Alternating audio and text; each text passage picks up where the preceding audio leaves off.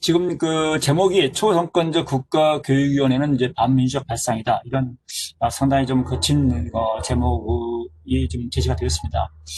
이게 사실 이제 올해 가장 중요한 정치적 쟁점이고 또 가장 시급한 사안이기 때문에 어떤 주장의 내용을 좀 더 분명히 할 필요가 있겠다. 또 정책 포럼이기 때문에 학술 뭐 논문이나 이것이 아니고 그래서 이렇게 달았으니까 좀 거친 점을 양해를 부탁드리겠습니다. 네. 그 주요 목차는 이제 앞에서 강도준 교수님께서 2018년 그 연구 내용을 중심으로 말씀해 주셨기 때문에 지금 이미 현황이 되고 있는 것은 이제 유기용 의원 등이 제시한 국가교육원의 법률안입니다. 그 주요 내용 이제 미리 그 독자를 위해서 좀 달았는데 실제 그 내용은 뒤에 그 비판을 하면서 왼쪽에 제시하고 있기 때문에 따로 설명하지는 않겠습니다.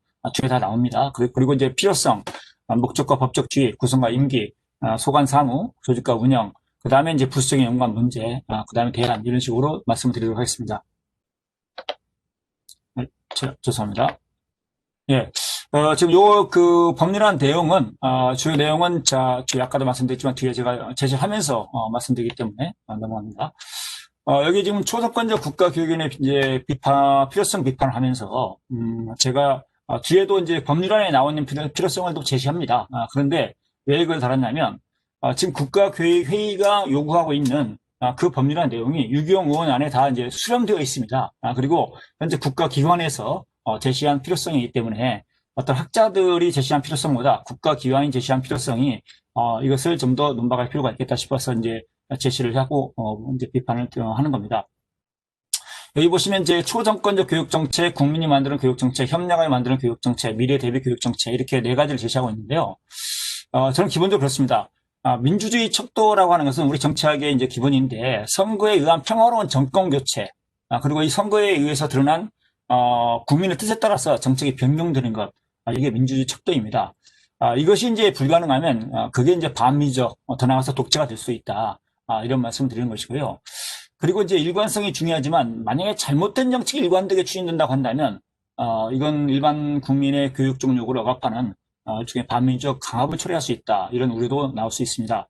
그리고 최소한 뭐 반민주적이 아니더라도 특정 시기, 예를 들면 이제 올해 그 법률안이 통과되면 지금 시기에 친정권적 교육정책 기구가 3년, 더 나가서 6년, 지금 그 정당 국회의원 임기가 4년이니까 뭐 6년 동안 교육 장악이 가능하다. 이렇게 볼 수가 있습니다. 그래서 저는 정권이 바뀌어도 안정적이고 일관성 있는 교육 정책은 아까 얘기했지만 선거에 의해서 정권 교체, 정책 변경이 불가능하기 때문에 이것은 반민주적 발상이다라고 이제 말씀드리는 것입니다. 그 다음에 이제 국민이 만드는 교육 정책을 얘기했는데 국가교육회의 제가 나중에 구성 그 안을 제시하겠지만 뒤에 그 홈페이지 그 구성 내용을 소개하겠지만 국가교육회의도 사실상 교사나 교수 중심의 교직원 중심의 교육자 중심의 기구가 되어 있습니다. 그래서 저는 그 국가교육회의 사례를 보거나 그 이전 사례를 보더라도 오히려 국민이 만드는 교육 정책이 아니라 교육자 중심 교육 독재 기구가 될 가능성도 있다. 특히 그 국가교육회의가 대입제도에서 국민 일반적 요구를 사실은 왜곡시켜버리는 사례가 이미 있었죠. 그 다음에 협력한다고 하고 제시한 그 사례들이 보면 뭐 교육부, 교육청, 학교, 대학 간 협력입니다. 그러나 가장 중요하고 또 가장 중요하게 반영해야 될 것은 국민의 요청, 국민의 요구라고 봅니다. 왜냐하면 대한민국 민주공화국이고 주권은 국민에게 있기 때문입니다. 권력의 근원, 정책의 주체도 국민입니다. 그런데 국민을 협력 대상으로 하지 않고 교육부, 교육청, 학교, 대학 이런 교육자를 협력 대상으로 한다. 저는 이것은 국민을 위한 협력이 아니라 반민주적 협력이 될 수 있다. 이렇게 이제 말씀드리는 것이고요. 그 다음에 미래를 대비한 교육정책. 이것은, 사실은 이제 독립된 행정위원회가 아니라 얼마든지 실무 자문기구는 국가교육위원회가 수립되더라도 가능하다. 여기서 중요한 문제는 기구의 그 어떤 지위, 성격보다도 해당 기구의 정책 역량, 대통령의 권한 부여와 교육계획 의지 실천, 이것이 중요하지 않는가. 이렇게 생각합니다. 자, 이제 그 국가교육위원회 법률안에 설치된 지금 필요성이 왼쪽에 제시된 내용입니다. 내용을 한번 참고로 읽어보시고요. 근데 이 중에서 국가 수준의 교육개혁 전담, 그 다음에 미래 교육시대 마련, 그리고 합으로 이제 그 미래 교육 비전 제시, 이런 내용들은 대통령 자문기구가 돼도 충분히 가능한 그런 내용입니다. 오히려 그 초정권적 국가교육으로 만들 경우는 문제점이 더 악화되는 측면도 있다. 뭐냐면은, 그 교육 관료 중심의 그 소수 하향식 정책 결정이 문제라고 했는데, 오히려 지금 국가교육회의도 오히려 문제점을 지금 현재 반복하고 있는 것이 아니냐. 그런 그 오류가 다시 반복될 가능성도 충분히 있다. 이렇게 말씀드리고, 오히려 소수의 그 하향식 독점적 정책 결정, 이것이 문제라고 해서 좀 더 많은 교육 전문가가 참여하면 그게 더 민주적이냐. 저는 오히려 일반 학부모 국민의 요구에 따르는 그런 민족 교육 정책 수립과 시행이 중요하다. 이렇게 봅니다. 그래서 나중에도 말씀드리겠지만 오히려 교육의 자주성, 전문성, 정치적 중립성을 내세워서 오히려 이런 주장을 내세워서 학부모 국민은 민주적인 교육 정책 요구를 마치 정치에 대한 간섭이다. 교육에 대한 정치의 간섭이다. 정치 개입이다. 이렇게 왜곡하며 차단하는 논거로 지금 악용하고 있는 거 아니냐. 이런 우려를 말씀드립니다. 필요성과 동시에 목적에도 교육의 자주성, 전문성, 정치적 중립성을 제시하고 있습니다. 그런데 이것이 허구적이냐, 허구적이냐 아니냐 이런 논란이 있습니다.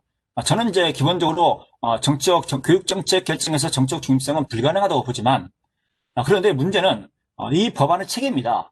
그러니까 목적에다가 자주성, 전문성, 정책 중립성을 확보한다고 얘기해놓고 실제 전혀 그 유형 구성은 그렇지 않습니다. 오히려 정책인 유형 구성이 되는 거죠.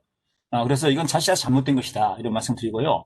그리고 교육의 자주성, 전문성, 일관성보다 더 중요한 핵심 가치가 민주성이다. 그리고 자주성, 전문성이 필요하지 않다는 것이 아니라 이것은 존중될 필요가 있는데 이런 전문성은 전문가 집단의 자문 실무, 이런 전문위원회 구성 이런 것 통해서 오히려 보완될 수 있다. 오히려 이런 자주성과 전문성을 근거로 민주 정치 또 민주적 책임성을 배제하는 것은 부당하다. 이렇게 생각을 합니다. 그 다음에 이제 법적 주의를 본다면 대통령 등으로부터 이제 독립된 실무 결국입니다. 대통령 소속이긴 하지만 그 업무는 독립하여 수행한다 이렇게 되어 있습니다. 독립행정기관 신설 기준은 뭐 다른 법률에 언급되어 있지만 저는 이것이 제4부가 아닌 이상은 국가교육위원회는 이 법률 안에 국가교육위원회는 아니라고 봅니다. 그렇지만 기본적으로 독립된 행정위를 반드시 구성해야 될 것인가 여기에 대해서는 이견이 존재할 수 있다. 이건 김경희 교수님 논문에서 전체적인 것을 다 동의한 것은 아니지만 김경희 교수님이 여기에 대한 반론을 제시해 주셨기 때문에 참고로 말씀드리고 중요한 것은 그 헌법기구가 아닌 국가교육위원회가 헌법상 행정각부에 속하는 교육부를 사실상 지휘 감독하는 그런 모순, 정책 결정과 집행을 분리하는 업무 중복과 비효율 문제는 피할 수가 없다. 이런 말씀을 드립니다. 계속해서 말씀드리면 지금 대통령 소속이지만 독립하여 업무를 수행합니다. 이런 그 독립된 행정위원회는 사실상 대통령에 대한 견제를 전제로 합니다. 그 목적인 거죠. 교육부 견제뿐만 아니라 교육부를 구성하는 이제 대통령을 견제하는 것인데 그렇다고 한다면 현재 문재인 대통령의 교육 정책이 이건 실패했다. 이렇게 규정하는 거나 다름이 없는 것은 아니냐. 그래서 현재 이거 추진하고 있는 정교조 진보 교육감들 그다음에 더불어민주당 여당 그다음에 교육부도 이거 찬성하고 있는데 한국교육개발원도 이건 가로입니다. 연구 결과가 전부 다 한국교육개발 입장은 아니니까. 근데 좀 궁금한 게 이들이 과연 문재인 대통령 교육 정책을 저는 실패를 규정하고 있지만 과연 이분들도 실패를 규정하고 있는가라는 의문이 있고요.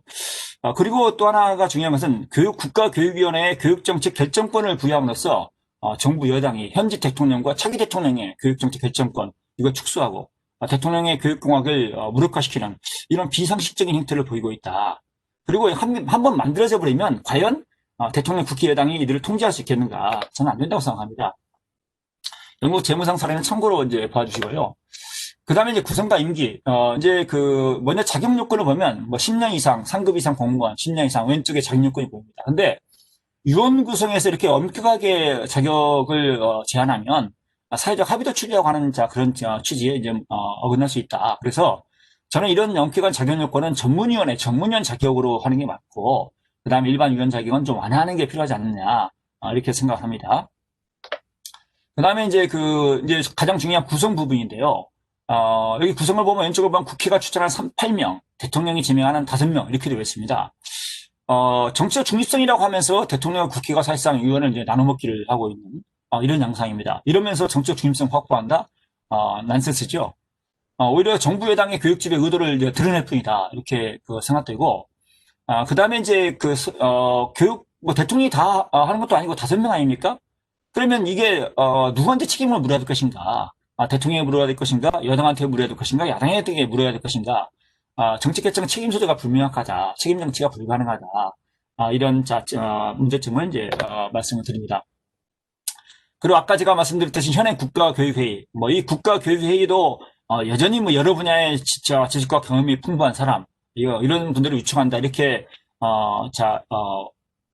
지금 영예 이렇게 규정도 있지만 지금 그 운영 규정에 규정되어 있지만 사실은 이제 딱 들으고 보면 이거 국가교육회의 홈페이지에 있는 내용입니다. 교육자가 과반수를 차지하고 있습니다. 현직 교원 교육관료 11명, 전직 교원 2명, 장관의 사회각계 인사가 사실상 없습니다. 학생, 학부모 대표도 아예 없고요. 안타깝지만 교육개발은 원장님도 이게 못 들어가고 있습니다. 현행 국가교육회의는 교원 중심의 교육 권력기구일 뿐 아니냐, 이런 충분히 비판이 가능하고요. 해외 유사 사례는 참고로 보십시오. 여기 그 국회 교육위원회 자료 중에 제가 이제 인용을 한 건데, 프랑스 같은 경우 보면은 이제 웬만한 교육보다 산하기구고, 프랑스 구성원이 98명입니다. 98명인데, 뒤에 보시면 학부모, 대학생, 고등학생 대표가 20명이고, 교사, 교수, 연구원, 교육계 직원 대표는 48명. 이게 반이 안 됩니다. 과반수가 안 되게 만들었습니다. 이것이 사실은, 타당한 지향 아니냐. 이렇게 생각이 됩니다. 교육계 인사가 과반수를 차지하는 이런 방침은 사실 일반적이지 않다. 이런 얘기입니다. 그 다음에 이제 임기 조항이 이제 초정권제 국가교육위원회라고 하는 것에 가장 이제 그 중요한 논거가 되는 게 이제 바로 임기인데요. 임기 3년, 그 다음에 독립된 역할 수행을 보장하고 있습니다. 아마 이제 각각의 뭐 정부조나 진보교육감들 정부 여당 각각 기대할 겁니다. 정부 여당 같은 경우는 앞으로 6년 동안 교육정책을 뭐 장악할 것이다, 관리할 것이다, 이런 기대하겠지만, 실제 결과를 본다면, 저는 그 대통령과 여당이 주권을 행사하더라도 이들은 여당의 통제가 아니라 정교조와 진보교육감 진영에 기대할 이들 요구대로 움직일 가능성이 많이 있다. 지금 그 김진경 국가교육회의 위원장이나 그 다음에 이들이 과연 정부 여당의 청와대 통제를 따르던가요? 그렇지 않습니다. 그리고 국민의 요구도 민주적으로 반영하지 못합니다. 그래서 저는 이게 그 정부 여당의 꿈이다. 왜 그러냐면 진보계획계는 막강한 교육 권력 생태계를 만들고 있습니다. 유초중등 교육의 대부분의 그 인사, 재정 정책보다는 시도 교육감이 장악을 하고 있고, 그 다음에 시도 교육감 후보들은 정교조 지지 지원이 없이는 진보 교육감 단일화 후보로 낙점이 어렵습니다. 그래서 민족 선거를 거치지만 사실상 형식화되고, 정교조가 지지한 진보 단일 후보가 지방교육 권력을 획득하고, 그들은 당선돼서 지지자의 자리, 권한, 수익까지 보장해주는 이런 것입니다. 물론 이것도 민의할 수 있겠지요. 그렇지만 중요한 것은 이런 구성안이 이런 구성과 신문 보장 이런 것이 교육정책에 대한 민족 책임성을 약화시킨다라고 하는 것을 이제 말씀드리는 것이고요. 그 다음에 계속해서 이제 보신다고 한다면 계속 임기 3년 독립된 역할 수행을 보장하다 보면 유언 일초한 다음에 대통령의 교육 권력이 급속히 약화됩니다. 그 외에 다른 대통령의 권한이 없어요. 국가교육위원회 의결과 관여나 수정 권한 이것이 사실상 어렵고요. 그 다음 교육부 장관은 완전히 형식화됩니다. 사실상 국가교육위원회에 종속되는 결과를 초래하고, 그러면 그런 집행 책임자에 불과한 교육부 장관이 어떻게 교육부 총리로서 직위를 유지할 수 있겠습니까? 여당의 교육공학도 사실상 형식화되고, 사실은 의미가 없는 공약이 될 가능성이 많이 있습니다. 왜? 국가교육위원회가 다 정할 것이기 때문에. 그리고 가장 중요한 부분 중에 하나가 지금 대통령 선거가 내년인데 차기 대통령 후보의 내후년인데 차기 대통령 후보의 교육 공약, 뭐 교육 권력 형식화, 무력화되는 것이죠. 이 법률안에 의하면 현 정부들이 유형 구성해가지고 차기 정부의 국가교육위원회 의결 내용까지 결정하고 그걸 차기 정부는 집행해야 되는 그런 어처구니 없는 그런 결과가 나오는 것이요. 그래서 저는 오히려 교육자 교육 통제가 강화될 것이다 이렇게 말씀드리고요. 그 다음에 이제 소관 사무를 보면은 10조에 자세히 제시가 되어 있습니다. 지금 문제는 10조의 이제 5항 이런 내용을 보면은 국가교육이나 수립한 국가발전 계획 등을 교육부 장관과 시도교육감이 집행하게 되어 있습니다. 그렇다고 한다면 만약에 다음 대통령이 당선되면 교육정책 수립과 집행 권한이 사실상 침해되는 것이죠. 오히려 현 정부가 차기 정부의 교육정책을 예습화시키는 결과를 가져온다. 이런 얘기입니다. 만약에 이제 지금은 여당 후보가 당선될 가능성이 높다 하더라도 만약에 그 야당 후보가 당선된다. 그럼 정치 이념과 교육 이념을 달리하는 정부일 경우에 그런 선거 결과 또는 국민적 의혹까지 자 오히려 무력화될 가능성이 있다. 그리고 여기 보시면 이제 국가교육과정까지 수립한다 이렇게 되어 있는데 국가교육과정이 이렇게 자 이제 이 정도 국가교육위원회 구성 가지고는 수립되기 어렵습니다.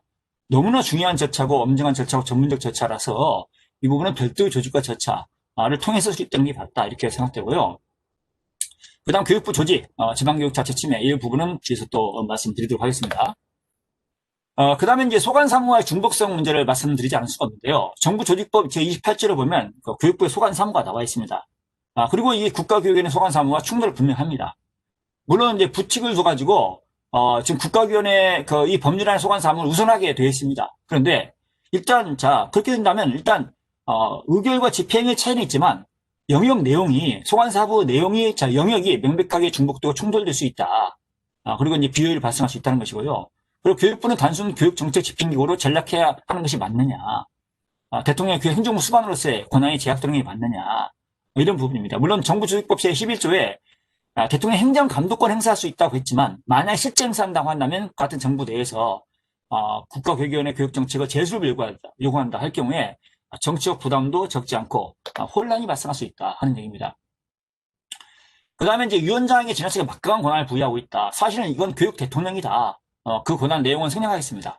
그리고 국회가 해임 요구권이 없습니다. 대통령도 견제가 안 되고 국회도 견제할 수가 없습니다. 정당도 견제가 되나요? 추천을 끝입니다. 이런 막대한 권한을 가진 위원장의 국가교육위원장에 비교해서 대통령과 교육부 장관 권한은 미흡합니다. 예. 그리고 아까 이제 부총리로 과연 적합하냐 이런 말씀 드렸습니다. 결국 대통령과 교육부, 국회 정당의 영향력은 약화되고 견제도 못하고 오히려 정교조 등 교육 진보 진영 교육 권력 강화가 핵심적 결과가 되지 않을까 이렇게 우려가 됩니다. 그로 인한다면 결국 사회적 합의를 위장한 교육에 대한 교육자 독재 이런 부분이 더 현실화될 수 있지 않겠는가. 오히려 그 교육부를 통한 지방교육에 대한 관리 관장 이게 어렵겠지만 어차피 중앙정부 차원에서 국가교육위원회로 그 주체가 바뀌는 것뿐 아니냐 이렇게 생각되는 거죠. 국가교육위원회 지금 국가교육발전계획이 없는 상태에서도 중앙정부와 지방정부 간에 갈등이 있었습니다.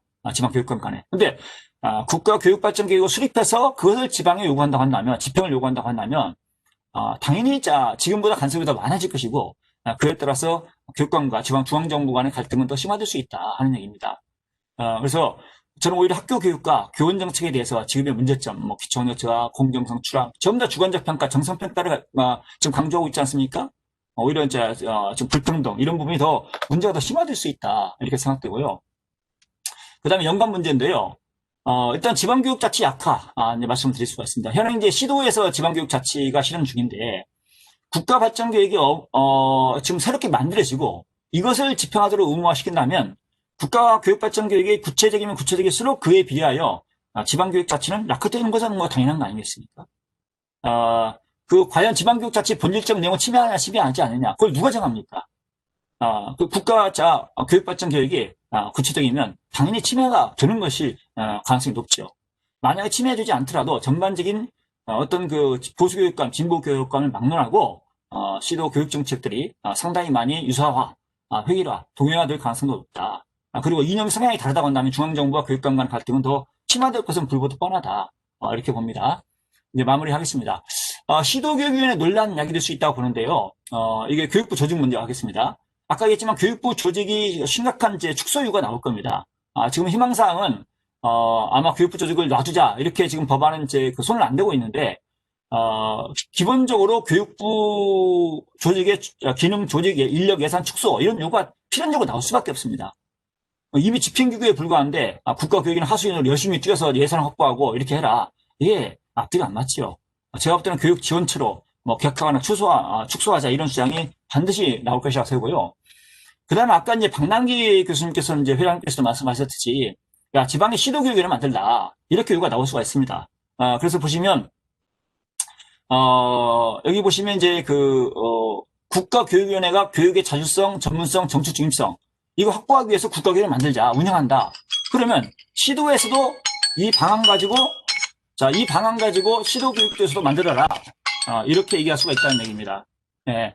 그래서 만약에 이게 옳다고 한다면, 자, 시도교육감들이, 만약 시도교육위원회도 이렇게 학우제 집행위원회 형태로, 시도교육위를 만들자. 그래서, 그 시도의회와 시도지사가 추천하고, 위원장인 교육감은 시도지사가 임명하는 방식으로 하자. 이렇게 나올 경우 어떻게 반대할 겁니까? 중앙정부에서 만드는 것은, 자, 교육의 자율성, 중립성, 일종을, 이거 보장하는 거고, 지방정부에서 만들면, 자, 정책 중립성, 자율성을 완전히 파괴하는 것입니까? 앞뒤가 안 맞다는 거죠. 그래서, 결국 그 국가교육위원회와 국민 학부모고 다수 여론 간의 갈등, 민족 책임 논란, 그 다음에 교육부 축소 전폐 논란, 시도교육의 부활 논란, 지방교육 자체와 연관성, 이런 문제가 계속될 수 있다. 그래서 대안만 얘기하고 마치겠습니다. 한 20초만 쓰겠습니다.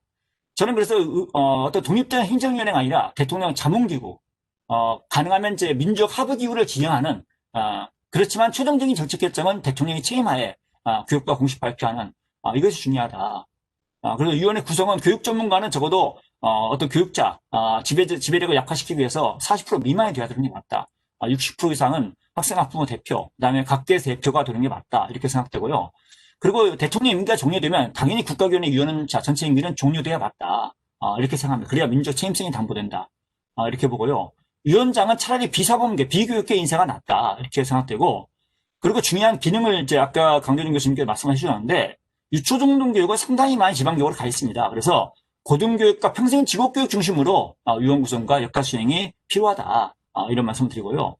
되게 중요한 것은 이제 유원 운영에서 실제 운영에서 국민의 다수의 교육 요구를 반영하는 게 중요하다. 이렇게 생각합니다. 이제 김영일 교수님이 제기해 주셨는데 이제 용어를 수정해서 교육계 일각에서 국민의 참여와 거리가 먼 또 국민의 민족 통제를 벗어난 초정권적 교육 권력기구 이것을 구성하고 추진하는 자체가 저는 상당히 교육 전문가들의 오만이 아니냐. 아까도 말씀드렸지만 주권은 국민이 가지고 있고요. 정책의 주체도 국민입니다. 그래서 오히려 그 국민의 요구를 문제시하고 전문가의 요구를 강조하는 것은 저는 좀 오만한 발상 아니냐. 그리고 전문가들도 입장이 다 다릅니다. 그 다른 전문가들 요구에 대해서 정당성을 부여하려면 국민의 지지와 동의가 가장 중요한 거 아니겠습니까? 이번에 그 법률안 논의가 다시 재논의가 되고 이번에는 자 의결하지 않는 그리고 새롭게 완전히 논의해서 새롭게 구성하는 해봤다. 이렇게 봅니다.